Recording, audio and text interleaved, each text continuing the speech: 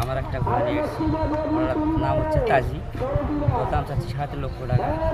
তো কাস্টমারের দাম বলছে হচ্ছে আপনার 2,30,40 বলছে।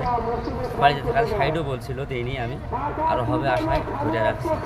সিলেট থেকে আসছি ঘোড়া নিয়েতে, বিআই সহ আসছি, বিআই এবং ভাস্তি আরও বন্ধু বান্ধব সহ দেখলাম, ঘুরে ঘুরে দেখলাম, দেখে টেকে ঘোড়ার দাম করতেছি, দাম বনে না, এই জন্য আর কিনে এখনো কেনা হয়নি, কিনবো। গোপীনাথপুর মেলায় 2টা মহিষ নিয়ে আসছি, দাম চাচ্ছি 7 লক্ষ টাকা, দাম করতেছে 6 লক্ষ টাকা, 5.5 লক্ষ টাকা দাম করছে।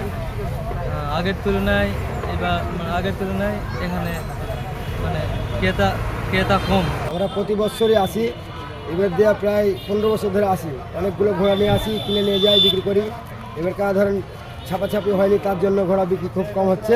ছাপা না বসলে এখন বিক্রি হবে, তারপর আমরা লাভবান হব।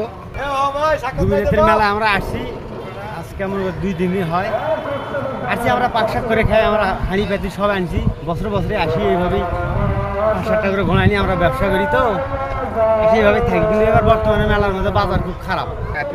ঘোড়া দেখতে আসি, ঘোড়া দেখতে খুব কম। গোপীনাথপুরের মেলা ঐতিহ্যবাহী মেলা।